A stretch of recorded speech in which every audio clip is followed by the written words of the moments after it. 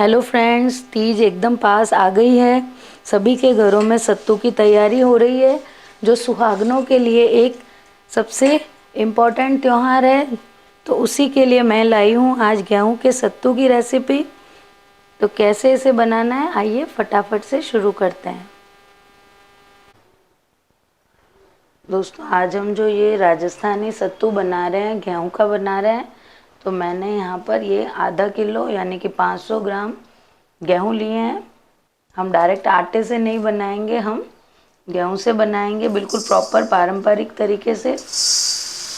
तो सबसे पहले मैंने एक लोहे की कढ़ाई में इसे धीमी आंच पर सेकूंगी और हमें इसे लगभग 10 से 12 मिनट तक मीडियम फ्लेम पर सेकना है, जब तक कि गेहूं का कलर थोड़ा चेंज ना हो जाए।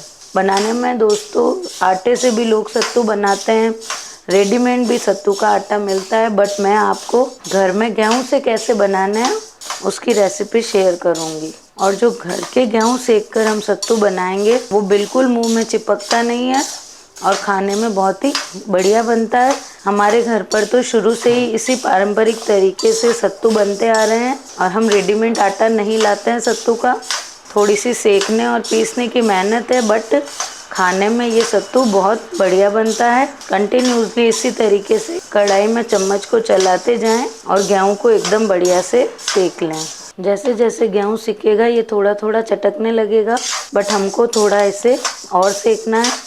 दोस्तों 10 से 12 मिनट हो चुके हैं, आप देख सकते हैं गेहूं का कलर भी चेंज हो गया है। तो अभी मैं क्या करूंगी, फ्लेम को ऑफ करूंगी और जब तक ये कढ़ाई थोड़ी गर्म है इसे चलाते रहेंगे, नहीं तो नीचे वाले जो गेहूं है वो डार्क हो जाएंगे। तो अभी कढ़ाई गर्म है, तब तक 1-2 मिनट इसे ऐसे ही चलाते जाएं। दोस्तों गेहूं के सत्तू के लिए हमने आधा किलो गेहूं लिए थे, तो आधा किलो से थोड़ी कम चीनी ली है। बराबर क्वांटिटी में चीनी नहीं डालेंगे क्योंकि बहुत ज़्यादा मीठा हो जाएगा, बट अगर आप मीठा खाते हैं तो बराबर क्वांटिटी में चीनी डाल दीजिए। बट हमें चीनी का पाउडर बनाना है और आप बाज़ार से अगर पीसी हुई चीनी लाएँ तो वो भी यूज़ कर सकते हैं। थोड़ा सा मैं इसके अंदर गोंद डालूँगी। तो गोंद मैंने यहाँ पर 2 चम्मच लिया है, इसे भी मैं दरदरा पीस लूँगी। तो दोस्तों पहले मैं इस गोंद को दरदरा पीस लूँगी। आप अगर चाहें तो मार्केट में बिल्कुल बारीक वाला गोंद भी मिलता है, तो आप वो भी ला सकते हैं। तो आप देख सकते हैं बिल्कुल दरदरा हमारा ये गोंद पिस चुका है। सेम पॉट में हमें ये चीनी का पाउडर बनाना है। तो आप देख सकते हैं चीनी का भी हमने पाउडर बना लिया है। सेम पॉट में दोस्तों अब हम इस गेहूं का भी पाउडर बनाएंगे। गेहूं ठंडे करके डालें, इस बात का थोड़ा आप ध्यान रखिएगा। अभी थोड़ा और बारीक करेंगे।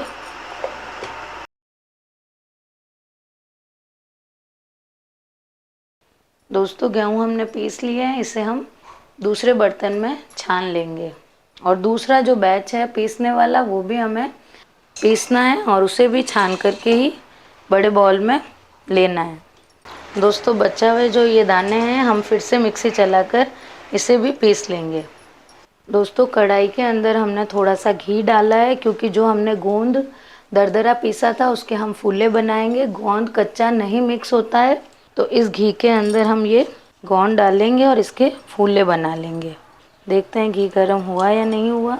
अभी घी गर्म नहीं हुआ है, नहीं तो फूले कच्चे रह जाएंगे और सत्तू खाते वक्त ये दांतों में चिपकेंगे। तो घी बढ़िया से गर्म करें, उसके बाद ही ये फूले बनाएं। ऐसे ही दोस्तों सारा गोंद हमें फ्राई कर लेना है। दोस्तों हमने सारी चीज़ें रेडी रखी है। तो ये पिसा हुआ गेहूं है। अब हम इसके अंदर क्या करेंगे, ये सारी चीज़ें एक एक करके ऐड कर देते हैं। तो चीनी डाल रही हूँ।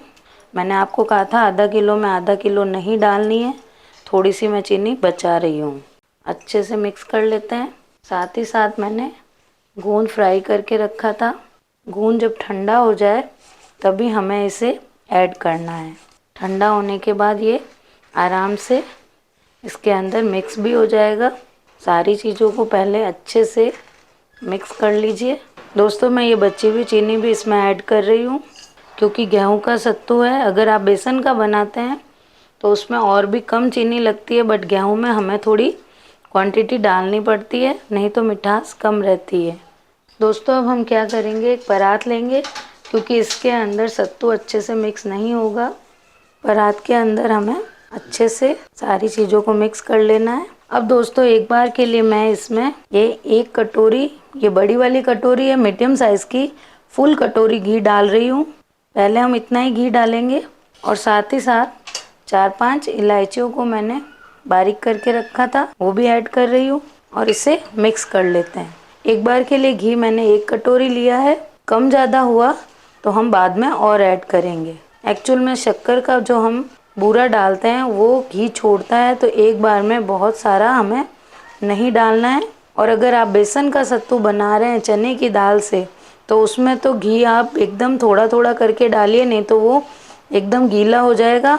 उसमें घी बहुत कम लगता है, गेहूं में तो फिर भी हमें 1 कटोरी भर के डालना पड़ता है। तो आप देख सकते हैं इतना घी इनफ है। घर का पिसा हुआ जो सत्तू होता है दोस्तों, उसकी एक ही खासियत है कि जब हम इसे खाते हैं तो इसका टेस्ट बहुत ही बढ़िया आता है। जो रेडीमेड आटा लाते हैं सत्तू के लिए वो मुंह में चिपकता है और खाने में इतना टेस्टी नहीं लगता है। तो एक बार इस तरीके से सत्तू आप ज़रूर बनाएं और अगर आपको वीडियो पसंद आया है तो लाइक करना नहीं भूलें। तो देख लिया दोस्तों, इस घी में हमारा सारा ये जो मिक्सचर था अच्छे से मिक्स हो गया है। अब हम लेंगे एक टिफ़िन और उसी के अंदर हम इसे जमाएंगे।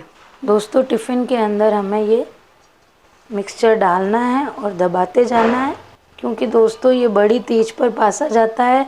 जब हम व्रत खोलते हैं तो हमारे राजस्थान में इसी तरीके से सत्तू जमा करके उसे डेकोरेट किया जाता है। दोस्तों आप देख सकते हैं घी भी ऊपर दिख रहा है, इसका मतलब घी भी हमने परफेक्ट डाला है। थोड़ा कम डालेंगे तो चलेगा, बस इससे ज़्यादा आप घी इसमें नहीं डालें। तो अब हम इसको थोड़ा डेकोरेट करेंगे, क्योंकि इसके बिना सत्तू अधूरा है। तो दोस्तों हमने ये गेहूं के सत्तू बढ़िया से घर पर ही बना लिए हैं। आप चाहें तो मोल्ड में भी बना सकते हैं, टिफ़िन में भी जमा सकते हैं, या फिर लड्डू का शेप भी दे सकते हैं। तो जैसा आपको इजी लगे और आपको अच्छा लगे आप वैसा ट्राई कीजिए। तो आपको कैसी लगी ये रेसिपी? अच्छी लगी है तो कमेंट करके ज़रूर बताएं। और चैनल को मेरे सब्सक्राइब नहीं किया है तो फटाफट से मेरा चैनल सब्सक्राइब कर दीजिए।